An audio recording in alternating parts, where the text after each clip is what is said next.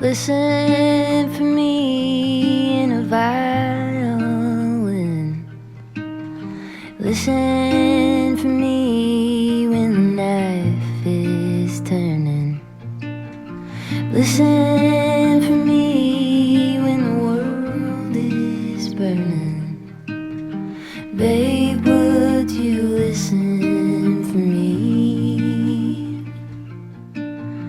Listen for me. Welcome back to my channel. I'm going like this because it's a little bit of a chilly morning. Whenever it's a nice clear day, the mornings are always a bit more crisp. I just got this long sleeve on. I have my jacket next to me, but I don't really feel like wearing it right now. I'm wearing my overalls though because I'm on my way to Pottery. And I feel very weird. I took my rings off for Pottery and they always just feel super bare when I'm not wearing them. And I'm very excited to get back to Pottery. It's been a couple of months. I have some finished pieces there that I haven't seen in person yet. So I'm very excited to see that. Pottery is kind of like my me time. It's Sunday morning. Alex is with Eliana. And I go from like 9:30 to 1, so it's a beautiful stretch of time. It's just a stunning morning. I'm feeling so good. Last week I shared with you all resetting my entire life. And I think that we will do some stuff like that this week as well. But for now, we're just gonna go have fun, unplug. This is part of a reset on a Sunday, is to just do something for you, especially if you're a mom, where you can just let go of everything and just tune into creativity and just kind of bonding with yourself. That is something that's been really important to me in postpartum. If you don't know what postpartum means, it means like the time after birth. A lot of people believe that postpartum lasts the first 3 months, or there's all sorts of different estimates of how long postpartum actually is, but I feel like it at least lasts a year, if not 2 years post-baby, to just get through postpartum, to start feeling like yourself again. And one thing that's really helped me through postpartum was to have hobbies, continue hobbies, and to do things for me as well, to fill my cup so I can fill others. That said, let's go to Pottery. It's really great because it's out here in the countryside with me. I feel so lucky that I have this space and this teacher, Kate, who is just so wonderful. She's just such a cool human being herself, and she lives out here in the countryside with me, and she does classes. So it's perfect. I don't even have to like go too far or go into town or anything like that. And it's a beautiful drive, and I'm gonna bring you guys along with me. Let's go. 4 feet on the stripes in the Alabama highway, out there in the open, just a wishing and a hoping. I've just arrived. These are the pieces that I haven't seen yet that I did last time. And they look so good. I'm so pleased with them. I love the different textures. You can see here, somebody's sanding there, so that's what that sound is. But oh, look at this. The different textures, and I love the way that the pink came out through the green. I dipped it into green just halfway. And then this speckle that you see is actually the clay, so it's just this organic speckle on there.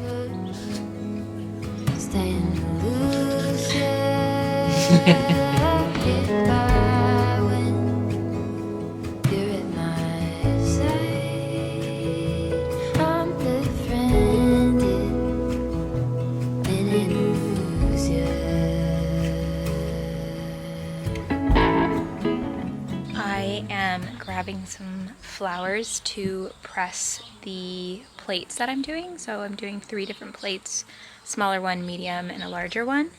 I'm definitely gonna grab some lavender, and I see some daisies. So I'm just gonna play around with, I might just go with lavender and then like some leaves. I think that that's gonna end up turning out the best, but I might switch it up and do different ones on different plates, so we'll see how it goes. Always one step ahead, and I'm running behind you. I'm befriended, and in illusion. It is the next day. Pottery was beautiful. I showed you guys in the vlog my finished pieces.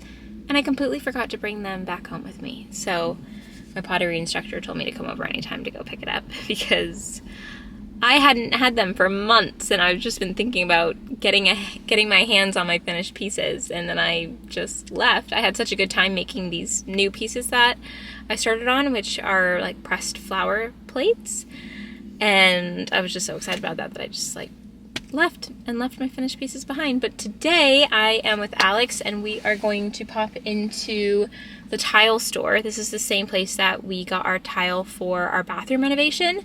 And we are going to look at some tiles for the powder room, which is just a small bathroom that we're going to have in the mudroom laundry entrance of the home. That was a really easy decision for us. It took seconds because we kind of already knew what we wanted. I had talked to the tiler, who is not only a tiler, he also has good taste. Like, he's definitely like, he has good design taste, so I always trust him.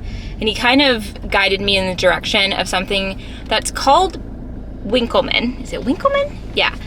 Where it's kind of mosaic and abstract and pretty retro, but they have these sheets that you can lay down that look just like Winkleman.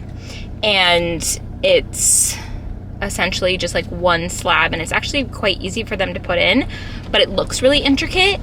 And it's something like that. Because it's such a small space, I think it would look really beautiful. And the funny thing is this reminds me of your house in San Diego, because I'm pretty sure your kitchen is this. Yeah, I love it. It's called Retro, and it's not as white and black as your kitchen. It's more of like this like warm, like charcoal and really warm like stone color, as opposed to just like bright white. And I think it will look... It's not as glossy.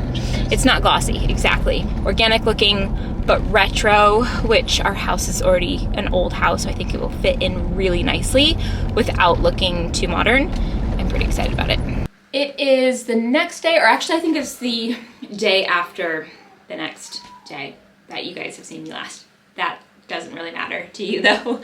It is a cozy, rainy day today. It's just been downpour since this morning.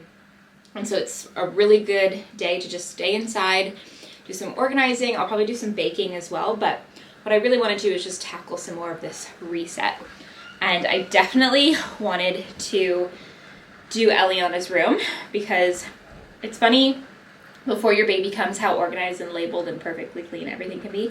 And then as they become a toddler, you're like, oh, things are just everywhere. And specifically, I wanted to organize this top drawer. This is the drawer we pull from the most. It has like her hats, her beanies, her bibs, her teething toys, her bows, her nail file, things like that, and it's absolute chaos.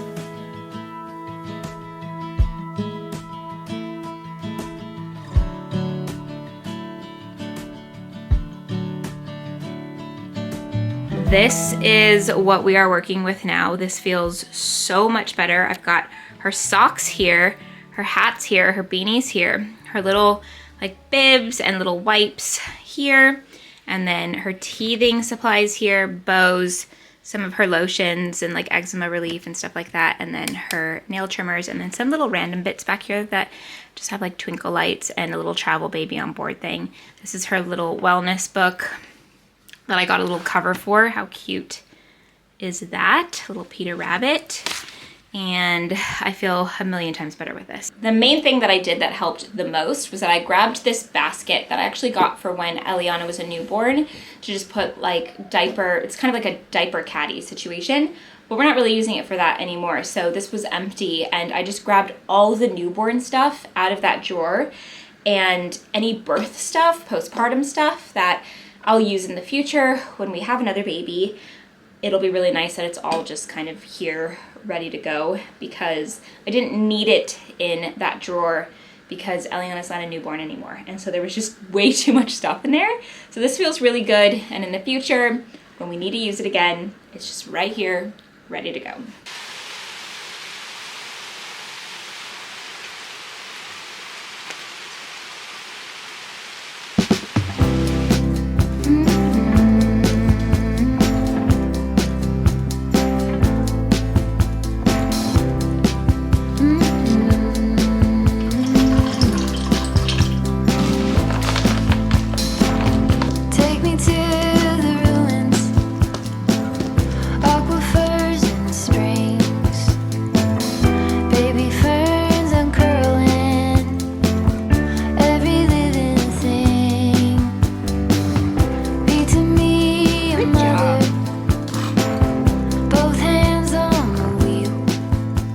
The rain lasted most of the day, so we decided to cozy up inside, do some baking and some indoor activities. Eliana loves being included in the kitchen whenever she can, and so when I was baking here today, she really wanted to help out.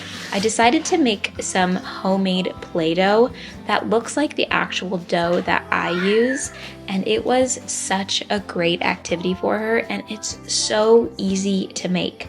All you need for a DIY homemade Play-Doh is 1 cup of flour, a half cup of salt, a half cup of water, 2 teaspoons of oil. It could be olive oil or vegetable oil. And then if you want your Play-Doh to have a color, you would use a half teaspoon of whatever food coloring you want. I really liked keeping it natural because it looks like the dough that I used, and she really felt like she was involved in the baking process. I pulled out a rolling pin and some cookie cutters, and it just went down so well.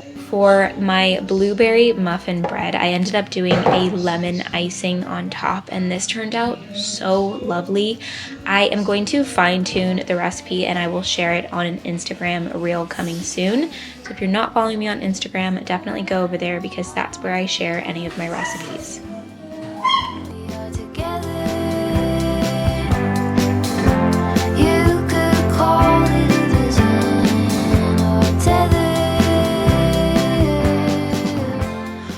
I will vouch for all of you out there on the internet. This thing is actually better than it looks, and it looks incredible. The lemon glaze is just absolutely delectable, but it's moist, it's so good, and it's absolutely delicious. And I'm just actually impatiently waiting for a second slice.